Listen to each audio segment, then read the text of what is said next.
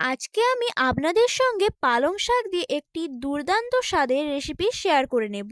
এই রেসিপিটি আপনারা ভাত, রুটি, পরোটা সব কিছুর সাথেই খেতে পারেন। তো চলুন দেখে নিই কিভাবে এই পালং শাকের রেসিপিটি তৈরি করে নিচ্ছি। নমস্কার বন্ধুরা, মুখরুচি রান্না চ্যানেলে আপনাদের সবাইকে স্বাগত জানাই। এই রেসিপিটা তৈরি করার জন্য প্রথমে পালং শাকগুলোকে কেটে নিচ্ছি।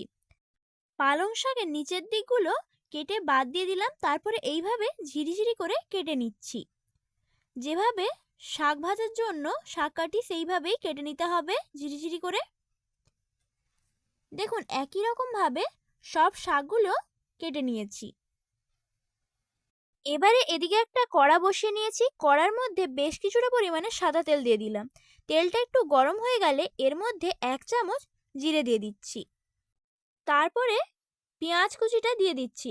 আমি দুটো পেঁয়াজকে এইভাবে কুচিয়ে রেখেছিলাম। পেঁয়াজ কুচিটাকে দিয়ে ভালো করে নাড়িয়ে নেব।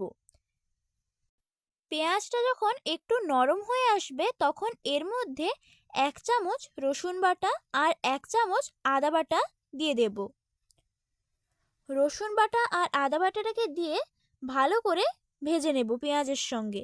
যতক্ষণ না আদা রসুনের কাঁচা গন্ধটা চলে যাচ্ছে ততক্ষণ এইভাবে নাড়িয়ে চাড়িয়ে ভেজে নেব। আদা রসুনের কাঁচা গন্ধটা চলে গেলে এর মধ্যে 3টে কাঁচা লঙ্কাকে এইভাবে কেটে রেখেছিলাম, কাঁচা লঙ্কাগুলোকেও দিয়ে দিলাম। আপনারা ঝালটা পরিমাণ বুঝে দিবেন। কাঁচা লঙ্কাটাকে একটুক্ষণ নাড়িয়ে চাড়িয়ে ভেজে নেওয়ার পর এর মধ্যে দুটো টমেটো কেটে রেখেছিলাম, সেটা দিয়ে দিচ্ছি। টমেটোটা যতক্ষণ না একটু নরম হয়ে আসছে ততক্ষণ এইভাবে পেঁয়াজের সঙ্গে নাড়িয়ে নেব। তারপরে এর মধ্যে 1 চামচ নুন দিয়ে দিচ্ছি। নুনটাকে দিয়ে আবারও টমেটোর সঙ্গে ভালো করে মিশিয়ে নেব। টমেটোটা যাতে ভালোভাবে নরম হয়ে যায় তার জন্য ঢাকা দিয়ে রেখে দিচ্ছি। এদিকে একটা মিক্সিং বোল নিয়ে নিয়েছি। মিক্সিং বোলের মধ্যে কিছুটা মটরশুঁটি নিয়ে দিয়ে দিলাম আর কিছুটা রেখে দিলাম। এবারে এটা জল না দিয়ে একটা পেস্ট তৈরি করে নেব। দেখুন মটরের পেস্টটা তৈরি হয়ে গিয়েছে। এবারে সাইডে সরিয়ে রেখে দিচ্ছি। এবারে যে মশলাটা ঢাকা দিয়ে রেখেছিলাম সেই মশলাটার ঢাকাটা খুলে আবারও ভালো করে নাড়িয়ে নেব। আর গ্যাসটাকে এই সময় লো ফ্লেমে রাখতে হবে। এবারে এর মধ্যে 1 চামচ বেসন দিয়ে দিলাম। বেসনটাকে দিয়ে মশলার সঙ্গে ভালো করে নাড়িয়ে চাড়িয়ে মিশিয়ে নেব। গ্যাসটাকে এই সময় লো ফ্লেমে না রাখলে বেসনটা নিচে লেগে যেতে পারে। বেসনটা যাতে নিচে লেগে না যায় তার জন্য একটু জল দিয়ে দিচ্ছি। তারপরে এর মধ্যে সব শুকনো মশলাগুলো দিয়ে দিচ্ছি। 1 চামচ হলুদ গুঁড়ো, হাফ চামচ লঙ্কা গুঁড়ো আর হাফ চামচকে একটু কম জিরে গুঁড়ো আর হাফ চামচ ধনে গুঁড়ো দিয়ে দিলাম। সব কিছু দেওয়ার পর ভালো করে নাড়িয়ে চাড়িয়ে মশলাটাকে ভালো করে কষিয়ে নেব। মশলাটাকে যত ভালো করে কষাবেন তত তরকারির টেস্ট সুন্দর হবে। তবে গ্যাসটাকে এই সময় লো ফ্লেমে রেখে মশলাটাকে কষিয়ে নিতে হবে। দেখুন মশলার মধ্যে থেকে তেল ছেড়ে দিলে এর মধ্যে 1 চামচের 3 ভাগের 1 ভাগ কাশ্মীরি লঙ্কার গুঁড়ো দিয়ে দিলাম। এটা একেবারে অপশনাল, আপনারা চাইলে নাও দিতে পারেন। এটা রঙটা যাতে ভালো হয় তাই জন্য আমি কাশ্মীরি লঙ্কার গুঁড়োটা দিয়েছি। যখন মশলার মধ্যে থেকে তেল ছেড়ে দেবে তখন এর মধ্যে যেই মটরশুঁটিটা পেস্ট করে রেখেছিলাম সেটাকে দিয়ে দিচ্ছি। আর সঙ্গে যে গোটা মটরশুঁটিটা রেখেছিলাম সেটাকেও দিয়ে দেব। তারপরে ভালো করে নাড়িয়ে চাড়িয়ে মশলার সঙ্গে মিশিয়ে নেব।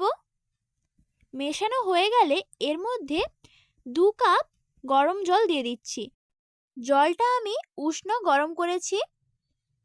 জলটাকে দিয়ে ভালো করে মশলার সঙ্গে আবার মিশিয়ে নেব।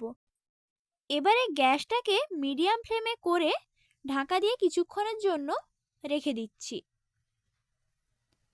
এদিকে একটা কড়া বসিয়ে কড়ার মধ্যে 2 চামচ সাদা তেল দিয়ে দিলাম। সাদা তেলটা একটু গরম হয়ে গেলে এর মধ্যে একটা লঙ্কাকে এইভাবে কেটে দিয়ে দিচ্ছি।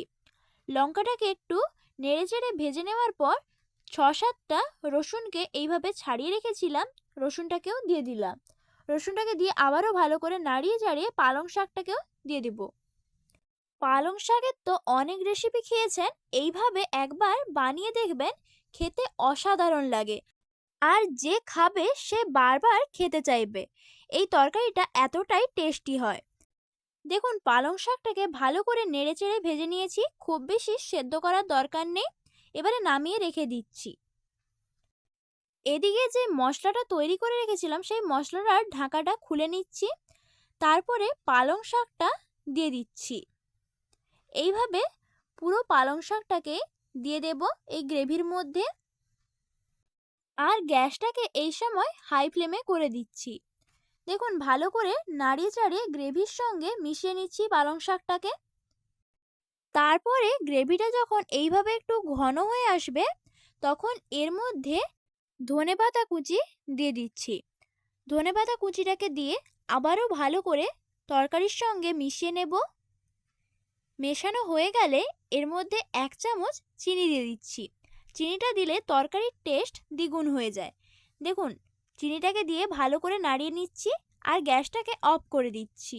এবারে একটা পাত্রের মধ্যে নামিয়ে নেব। এই রেসিপিটি যদি আপনাদের ভালো লেগে থাকে তাহলে লাইক এবং কমেন্ট করার অনুরোধ রইল। আর এরকম আরও নতুন নতুন রেসিপি পাওয়ার জন্য চ্যানেলটিকে সাবস্ক্রাইব করে রাখবেন। ধন্যবাদ পুরো রেসিপিটা শেষ পর্যন্ত দেখার জন্য।